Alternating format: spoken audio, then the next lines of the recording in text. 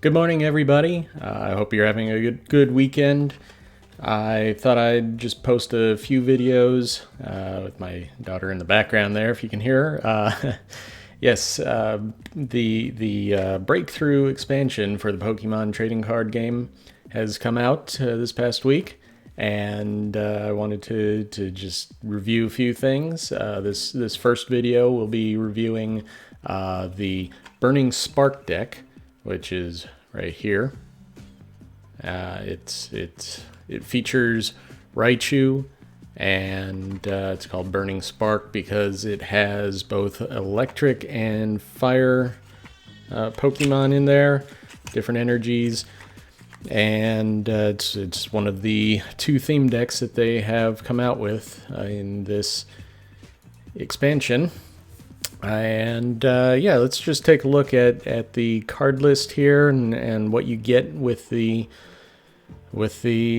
pack. It's a pre-built theme deck, of course. You get all these cards, and you get the coin, you get the deck box, of course, and yeah, I'll give my full opinion of it after we go through the cards. We have 2 Pansear, 3 Pikachu, you get 2 Raichu, 2 Stunfisk, 2 Duos, 1 Dodrio, a Magnemite, 2 Magneton, 1 Magnezone, Cyndaquil, you get 2, as well as Quilava, 2, Smeargle, 1, Fennekin, 3, Brazen, 2, and last but not least, Dedenne at 2. So, lots of Pokemon. We got fire, we got electricity, and we got normal type. Some of these are decent supporters, I will say that, like the Dodrio here. You got the ability Retreat Aid. As long as this Pokemon is on your bench, the active Pokemon's retreat cost is 2 energy less. So that comes in pretty handy, especially like Stunfisk has a 3 retreat cost.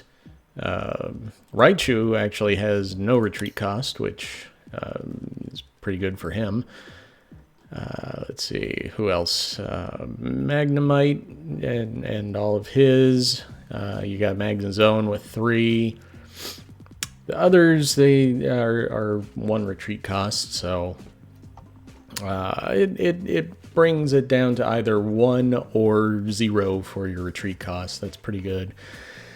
Let's go to the trainers. Here, they gave you a lot of trainers. Okay, they've included a reserve ticket, professor's letter. You get 2 of those, 1 switch, 1 super rod, 1 fisherman, 1 Tierno, 1 Wally, Giovanni Scheme, Pokemon Fan Club, Pokemon Center Lady, and Skyla. So 1 of each except for the professor's letter. It's a lot of very ranging things. You got the Super Rod and the Fisherman to get energy back from your discard pile. The Fisherman puts 4 back into your hand. The Super Rod puts it back into your deck. Tierno, draw 3 cards. The Giovanni Scheme can either draw up to 5 cards or do 20 more damage on your next attack. The Pokemon Fan Club gets a couple basic Pokemon onto your deck. And Skyla searches for any of these trainer cards. Finally, we have the energy, 10 lightning energy, and 8 fire energy. So, all of this, does it work together? It's not great. It's not the best deck, if I'm honest. It's interesting. They for being the featured character on the box, Raichu,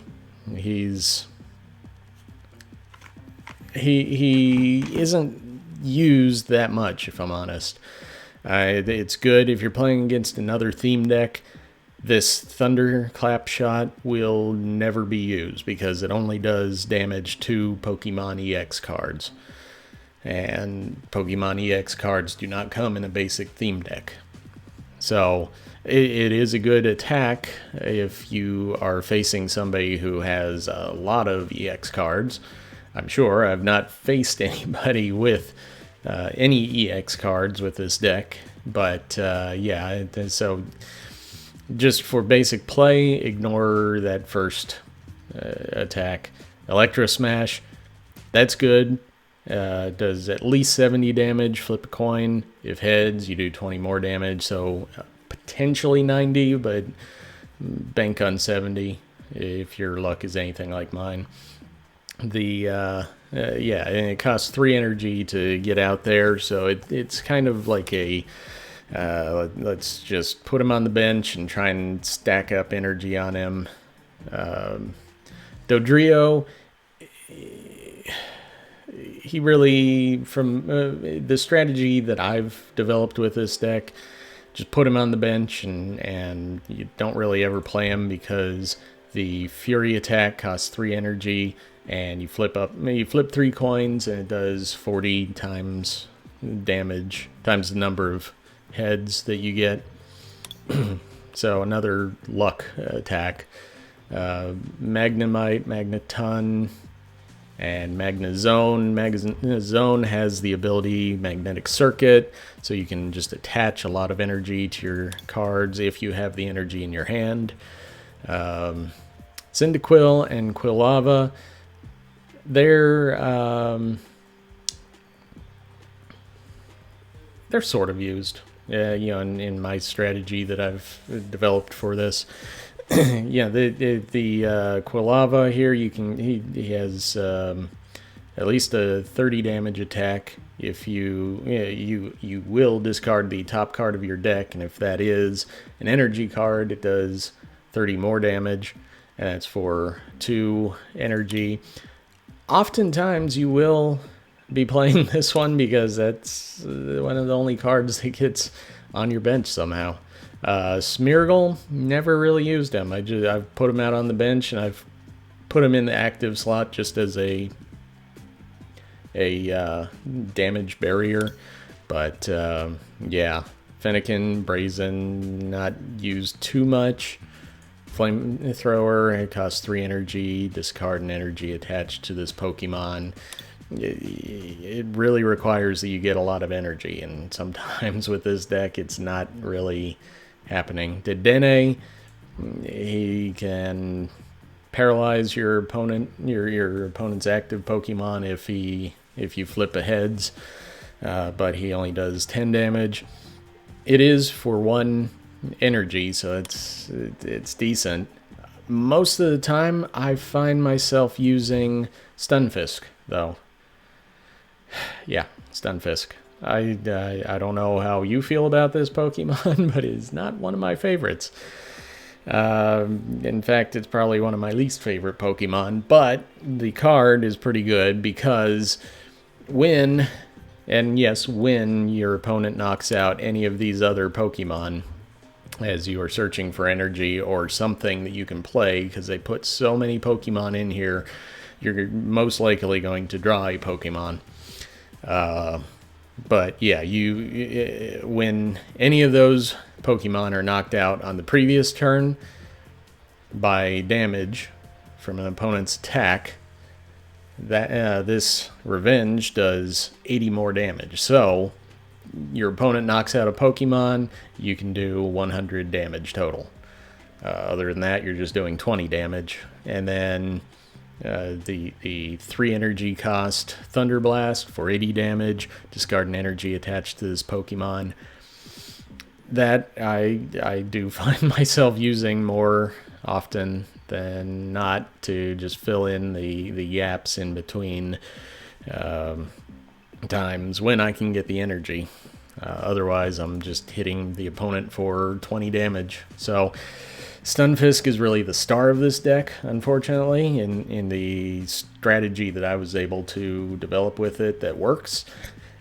I'm going to have to give this deck a I'd give it a 4 out of 10, I'd say, because it's not that great. If you're looking for a deck to start out with, I wouldn't recommend this. There's other decks from previous expansions that are much better. Like, let's see, I like the Dark Hammer deck here from the Furious Fist expansion. Enchanted Echo is good too. And let's see, the basic X and Y decks were pretty good. Destruction Rush and Resilient Life. But for this one, I'm going to have to say avoid it if you can, unless there's a card in there that you really want. It's not really worth the money because it's playable, but it's not that fun, if I'm honest. So there you go. Hope you've enjoyed this review. Leave a like, leave a comment below if you feel differently about this deck, or if you have any suggestions for playstyle or anything. Just let me know. And thanks for watching. Bye.